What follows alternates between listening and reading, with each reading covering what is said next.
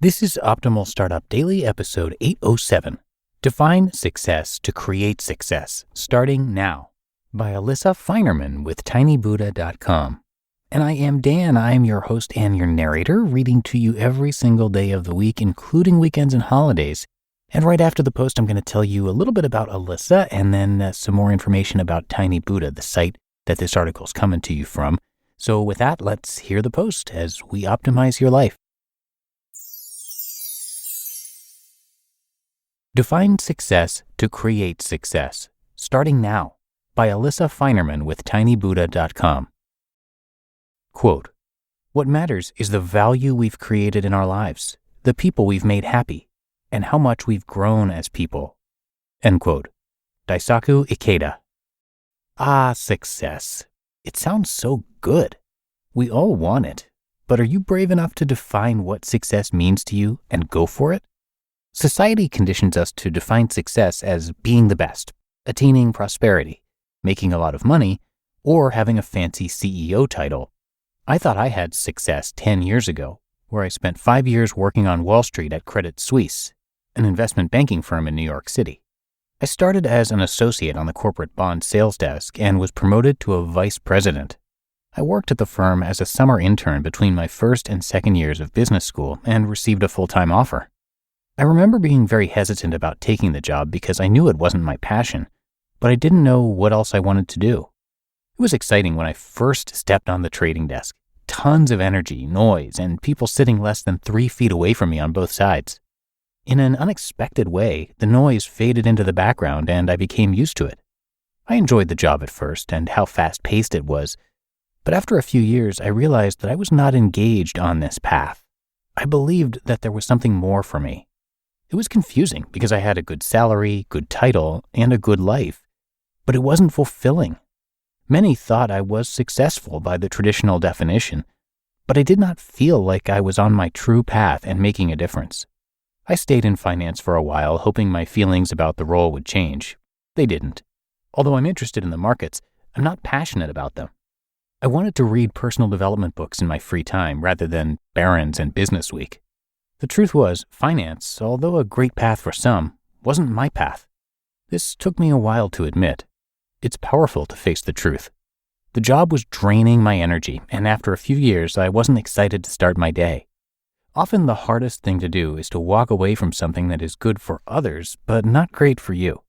When I was 40 years old, I made a tough decision to change my life and leave the finance world for real. I opted for a much more fulfilling life as a business life coach, speaker, and author. I had to take a step into the unknown and create another career and life that felt authentic. I love what I do now because I get to read and write about things that inspire me and help others make a difference in their life. I feel like I'm making a positive contribution to the world, and that makes me happy. I only share that I was 40 because people often convince themselves that it's too late to make a change after a certain age. It got to the point where I couldn't stand one more day in a job that drained my energy and soul rather than inspired and refueled me. Yes, I had some financial security in the short term, but I still needed to reinvent my life. The most important factor was that I had confidence in myself. I believe age is just a number. Dara Torres, at the age of 41, earned a spot on the United States Olympic swim team and won 3 silver medals at the 2008 Beijing Olympics. She proved her words that, quote, "The water doesn't know your age. Goals may be hard to achieve, but your dreams can't stop because you've hit a certain age." End quote. She swam her fastest race ever in the 50-meter freestyle and set a new American record. As a result, she redefined what's possible and changed the way we look at age. Options are available to all of us. It's just a matter of being honest, gaining clarity, and taking action. Be daring. Tell me what success means to you. Is it being the CEO? Starting your own company? Being financially independent? Volunteering and helping others? Having good friends? Carving out time for your favorite hobby, such as photography? Being in shape? Loving yourself? Or spending time reading to your children? I've met a lot of people who've achieved quote-unquote success, but feel unfulfilled and unclear on what they believe it means to succeed. True success is based on our personal set of beliefs, our values, and the choices we make throughout our lives. As our values and ideas shift, our definitions of success will change as well. Success is dynamic. Our work is to make sure our current definition of success is aligned with the goals we pursue and the choices we make. Only some of us will take this step, but it's available to all. One person may define success as being married, working for a good company, and having savings in the bank, and someone else by being healthy, making a difference, or making yourself a priority. It's a personal decision. For me, success is about making a positive contribution to the world and sharing my best self. It's not about the dollar signs. Opportunities emerged when I realized success is internal rather than about externals. Here are 3 thoughts to help you explore success. 1. Clarify what success means to you. Go ahead, be brave, bold, and most importantly, be honest with yourself. Let's be clear. Only you define what is and isn't possible, not someone else. If we were at a dinner party and everyone had to share how they defined success, what would you say?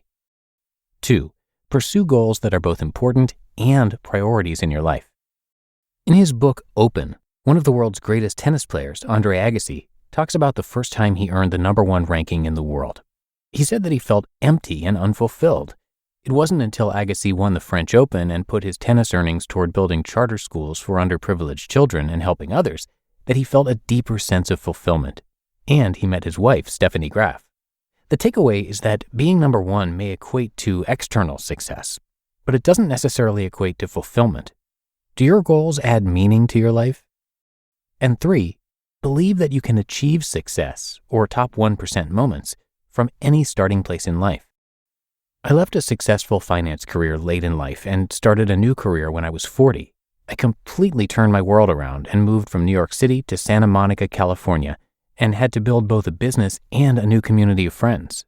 It's never too late to make a positive decision and turn your ideas into action. In the words of Nelson Mandela, quote, "It always seems impossible until it is done," end quote. What would you love to achieve in your life? When you are ready to accept nothing less than walking on your true path to success, you will have a renewed sense of empowerment and you will start to see new opportunities. Top 1% bottom line. Success is not defined by what society or others think is right for you, but by what makes you feel whole and adds meaning to your life. It's never a comparison. Only you know what makes you smile and leaves you with a greater sense of fulfillment. There are many definitions for success. It's time to find yours. You just listened to the post titled, "Define Success to Create Success Starting Now" by Alissa Finerman with tinybuddha.com. And big thanks to Alissa for this post. She is a business life coach as well as a speaker and author of Living in Your Top 1%. And thanks, of course, to Lori as well. She runs Tiny Buddha, the site that this article is coming from. Tiny Buddha has been helping people heal, grow, and find peace since 2009. The site features stories and insights from people of all ages from all over the globe. For daily wisdom, you can follow Tiny Buddha on Twitter and Facebook @TinyBuddha and Instagram @TinyBuddhaOfficial, or subscribe to the blog at tinybuddha.com/list. And be sure to check out Tiny Buddha's Inner Strength Journal, creative prompts and challenges to help you get through anything, and that is available on Amazon.